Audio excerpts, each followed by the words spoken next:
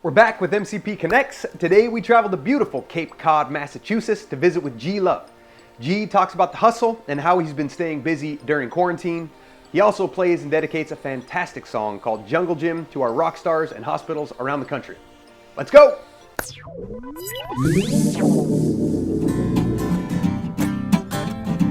That was God telling me everything's gonna be alright. Joining us from Cape Cod, G.Love. G, so good to have you, man. How are you? I'm doing great, Levi. It's great to see you. It's great to be here. Man, it's wonderful to have you. And I gotta say, I've listened to your music for a great long while, so thank you for putting out fantastic music. You stand in such a creative kind of class of your own, you know? There's nobody else that I can think of that I'm like, yeah, who sounds like G.Love? Oh yeah, there's that. It's a blank. I come up with a blank. So how is that, you know? Oh, man, thank you. I mean, because honestly, that's about as big a compliment as you could give me. I really appreciate it because, you know, one thing I've always strived to be as a musician and kind of as a person is, and that's what I always tell people that anytime someone asks, what do you advice you have for up and coming musicians or people? I say, well, you got to be original. Yeah. And you got to have a good work ethic, or AKA the hustle. So those, I think, are the kind of paramounts to finding your own voice, which is, again, as I said, as a musician, as a creative person, as any type of person, is finding that niche in life is everything. Yeah, that makes total sense. How then, you know, I mean, how long do you think it took you to really kind of find your own voice, right? I mean, we're all inspired by those artists that drive us and that creatively drive us, but then there's that one point where that breaks and they inspire you, but they don't necessarily influence your writing style. When did that happen for you, and how long did it take, do you think? Yeah, Levi, like for me, it's a good question because I totally have a clear vision of what happened. So like basically, I started learning folk guitar, right? And then I started learning rock and roll guitar. So I learned how to play and sing.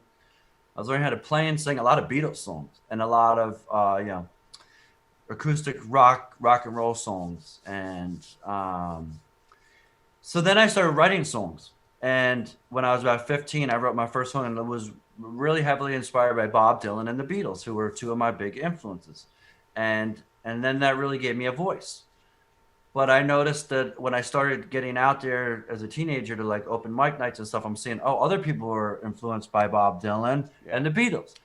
So it made me want to keep searching. So I was playing the harmonica on the harmonica holder like Bob Dylan. So I went to this record store and I said, well, is there anybody else besides Bob Dylan and Neil Young that play harmonica on the rack and guitar? And they gave me this John Hammond record. And John Hammond's record changed my life. That was the first time I heard the Delta Blues, right? So that, because John does renditions of other people's songs, I was able to trace it back to the roots of the Delta Blues. Robert Johnson, Mississippi Fred McDowell, John Lee Hooker, Howlin' Wolf, Muddy Waters, all these guys. And then I started taking that out to the blues jams. And then I said, other people are doing the blues. So I keep searching. So then my hometown, Philadelphia, comes into play because then I start writing about the things I'm seeing in the city.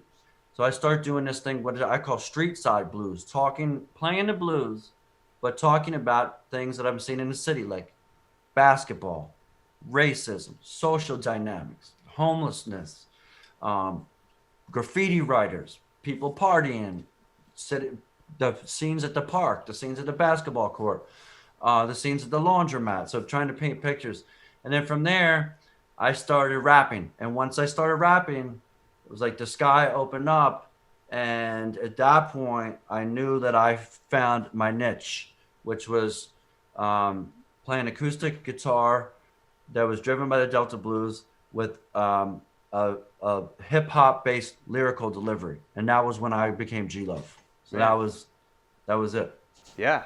Well, and it still stands alone, you know, and it's totally stood the test of time. It's incredible. So well done. Way to find your own voice and just kind of see it all the way through, you know. And speaking of hustle, you have been a warrior on the road, touring seeing, the nation, the world,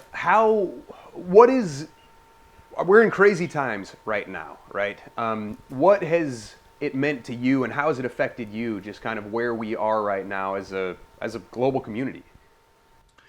Yeah, I mean, it's a difficult time. Obviously, a lot of people have died and a lot of people have gotten sick, and so there's the health aspect of it, and then there's the financial crisis side of it surrounding. Many people have lost jobs, been laid off, unable to work. Gig workers, including the whole entertainment industry, is taking it will be one of the hardest industries hit, because in order for us to tour and play, we need to be able to have social gatherings of a lot of people, and that's not going to be able to happen for the foreseeable future. So everything that we have done in this industry that you thought, wow, could that survive? Entertainment always seemed to survive different recessions, right? Because music and that release it gives, the happiness we bring to people, even in tough financial times for the world, people still need that music. They still come out. They'll still spend the small amount of monies that they have to enjoy that and feel that music. And now we're unable to do that. So it's been a huge thing for our industry. So that's been a tough thing. So obviously everyone's at home. So we've turned to streaming. So now, again, despite all these bad things that are happening, right? What good things are happening? What are some silver linings we could find? Well, the biggest one, I think, is time. This is something that time is a very valuable asset, right? And we never have enough of it. But now we're home, so we get to have all this unprecedented time if we have our health to be able to be with our families, and for musicians to be off the road. This is the longest I've ever been able to be home. I get to be with my kids. I get to be a father, a present, and so there's that. And then with the music, doing different things right now. I'm finding I'm doing guitar lessons. I'm doing songwriting lessons and sessions. I'm doing a lot of live streaming that are really interactive with the fans. We're doing a kids show called G.Love's Kids Club, which is interactive with the kids and the parents. So I found that the connectivity with the people out there is even stronger than it maybe ever has been. So those are kind of a couple of the silver linings. And we found a little niche again, where we can operate and have some, income coming in for us as well. So again, trying to find the positives in there, and there are a lot of them.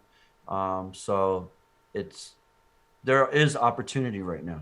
Sure. Well, and like you say, that's the hustle. The hustle and the ethic, and having to be your own business advocate. Nobody's going to make it happen for you. So, well done. Way to find a niche through all of this craziness.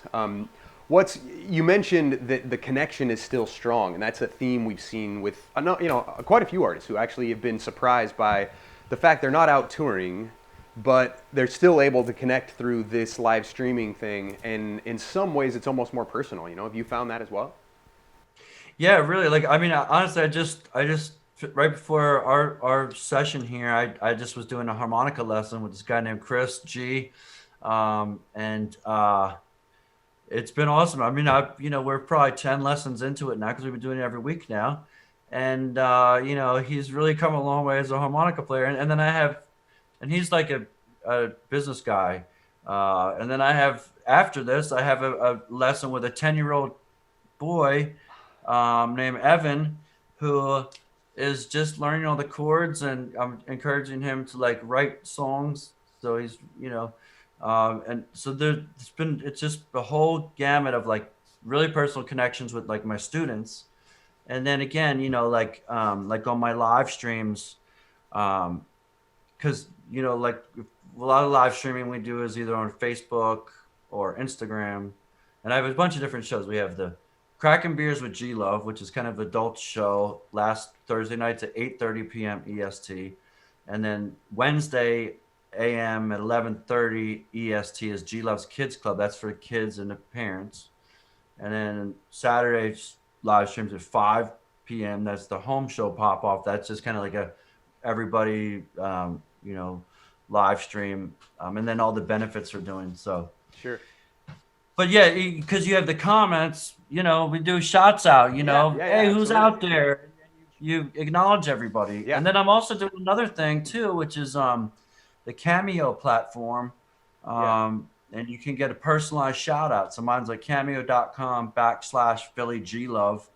And that's been a lot of fun too, because, you know, I'm able to, you know, some artists might not feel comfortable with it, but I am. It's fun. Like people say, hey, Levi wants to send a happy birthday to, you know, your mother. So I'm going to say, hey, happy birthday to Levi's mom. And then, you know, play us a request. And, you know, people are over the moon about it. And, you know, it's been great. So these are kind of different connections we've been making.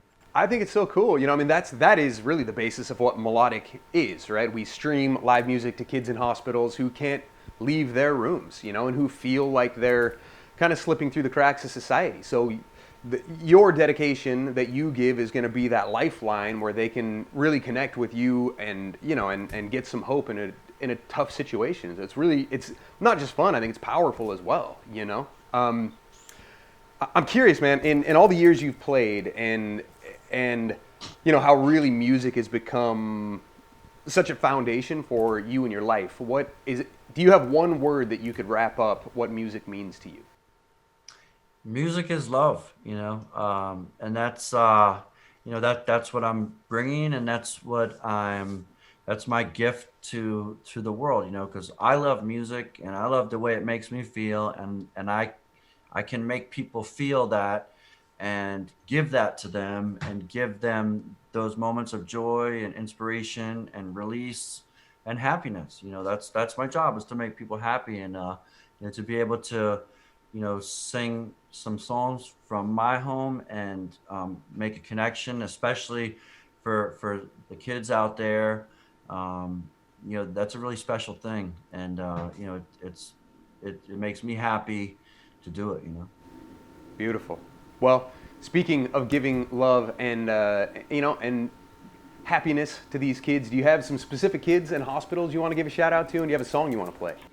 I do. I'm gonna grab my guitar right here, Levi, and I'm gonna put my harmonica up here, and I want to give some shouts out to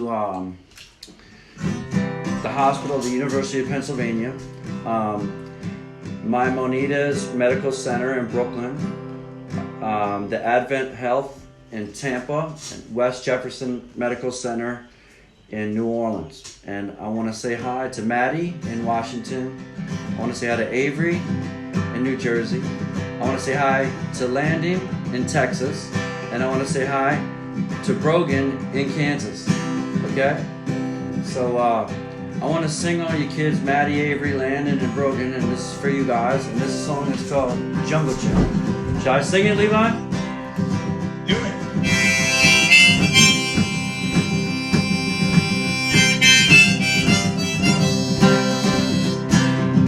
The city is my jungle gym.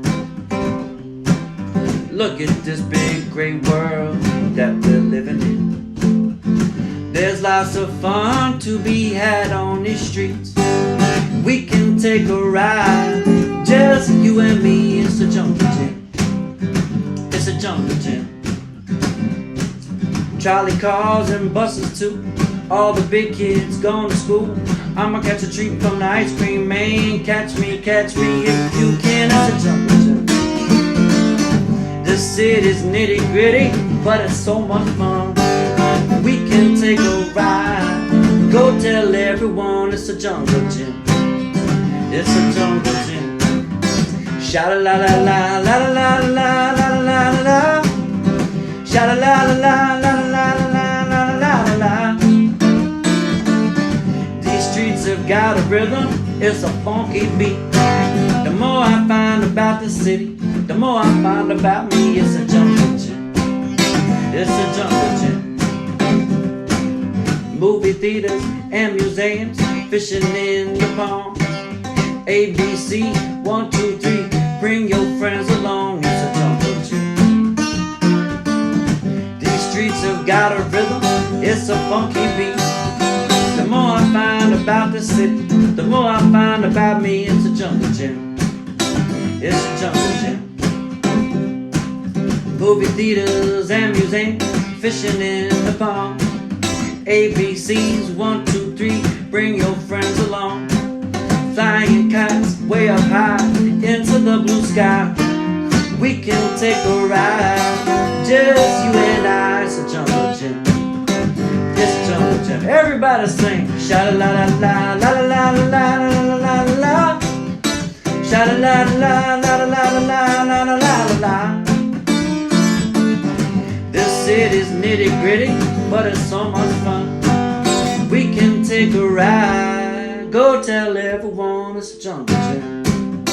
It's a jungle gym. One more time. Sha-la-la-la-la-la-la-la-la-la-la-la. Sha-la-la-la-la-la-la-la-la-la-la.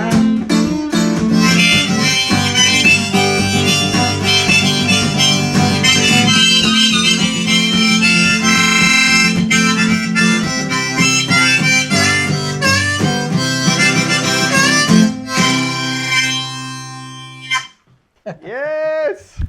The Hey, one, good the singing. only G.Love. Thank you so much, man. It's beautiful. Thanks, man. Any Well, that's for the final kids words out you want to there. leave with folks out there before we go? You know, I just want to everybody out there stay positive and just keep sending good vibrations and a whole lot of love out into the atmosphere I'm sending you all a lot of love.